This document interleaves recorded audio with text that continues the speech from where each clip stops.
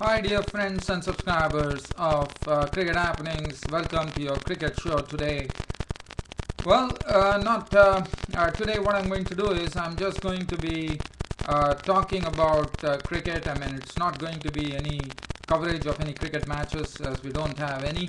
But what I'm just going to look. First, I'm going to start off with a look at the Commonwealth Bank series, which is going to start between India and Australia. This is the tri series which is going to happen between India, Australia, and Sri Lanka. And India now already smarting from their defeat at the hands of the Australians 4-0, and now it is going to be a different kettle of fish because India are World Cup champions, as you know. So whether that is there something that India is going to salvage on this particular series by putting up a good show there. So the first match is between Australia versus India, and this is going to be played at Melbourne on 5th of February 2012. The first of the Commonwealth Bank one-day series, the tri-series between Australia, India and Sri Lanka starting there. I'm just going to talk about the Australian squad that has been selected for this particular tri-series, one-day series here, the Commonwealth Bank series. Michael Clarke, the captain, the confident captain of Australia. David Warner, David Warner is such a player that one day is something, it is his cup of tea. And then Ricky Ponting is in some very fine form.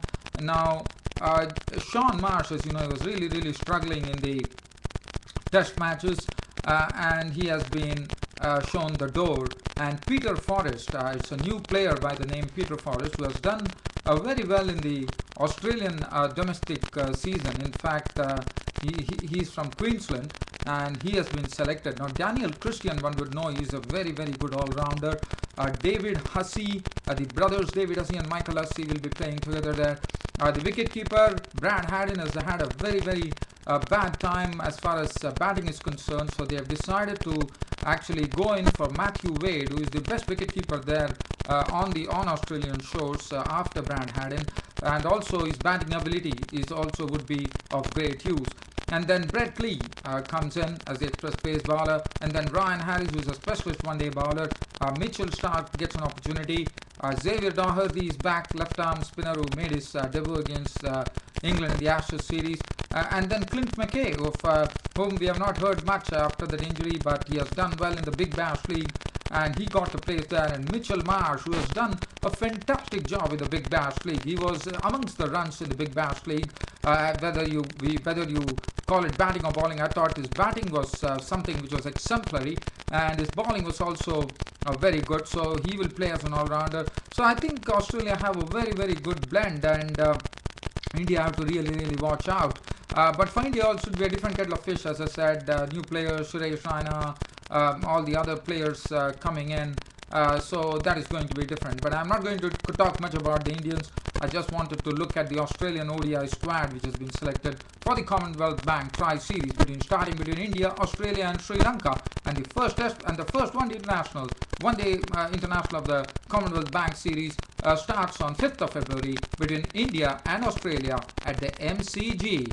Okay, now let's talk about some other cricket news now. As far as news are concerned, we have the thing which I would like to talk about is some two retirements coming in world cricket. One is coming from West Indies and the other one is coming from New Zealand. So let me start off with the New Zealand one. Now Ian O'Brien, one would remember, he was a very good bowler, a very short career for him. He was doing well, he was bowling well, and besides he's a good tweeter too. He's a very good well-versed person who has good knowledge of the game, and he used to write on the game too. So Ian O'Brien, the New Zealand pace bowler, has decided to hang up his boots. One does remember that there was a surprise when Pakistan toured New Zealand, that Ian O'Brien came up with a statement in 2003 saying that it's all over for him, and he's moving away, something like that. But then finally, now there has been some back injury. Then he was announcing a comeback into the New Zealand team, and then a back injury has something which has affected him, and that is now that has really spelled curtains for Brian's test career. in fact his international career in cricket. And Brien, I thought he was a very good bowler, had lots of talent, and he was a very good bowler, was a good sportsman too.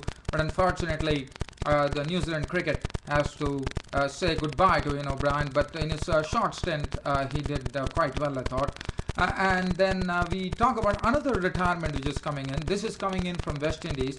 One would have remembered Omari Banks. Omari Banks was a right arm off spinner, and he was quite impressive. He actually started his stint against Australia, and he was quite impressive. He was a very tall guy, used to flight the ball, had good loop, and he was doing well too as far as bowling was concerned.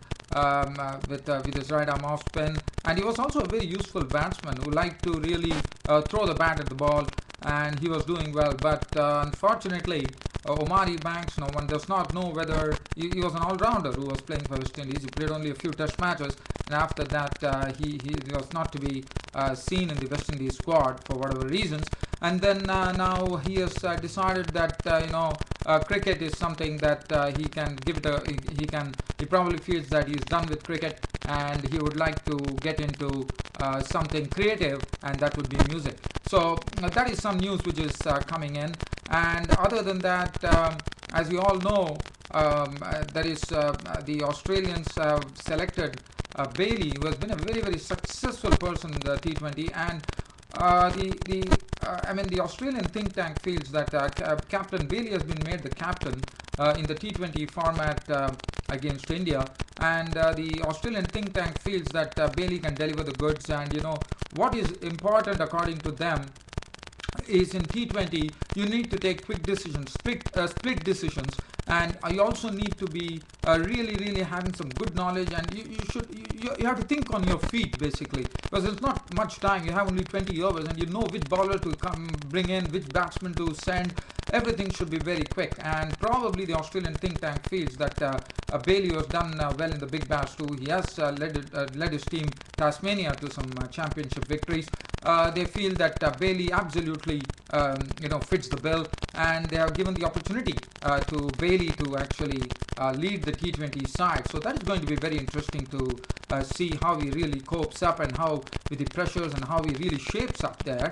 I'm told as far as his batting credentials are concerned, he does bat well, but probably he has not been amongst the runs much. But the main reason that he has been made the T20 captain of Australia is because of his captaincy skills, and so that would be definitely to the fore when the T20 kicks off between India and Australia. Well, friends, fans and subscribers, on this note, your host Ram will like to say goodbye for today. Thank you.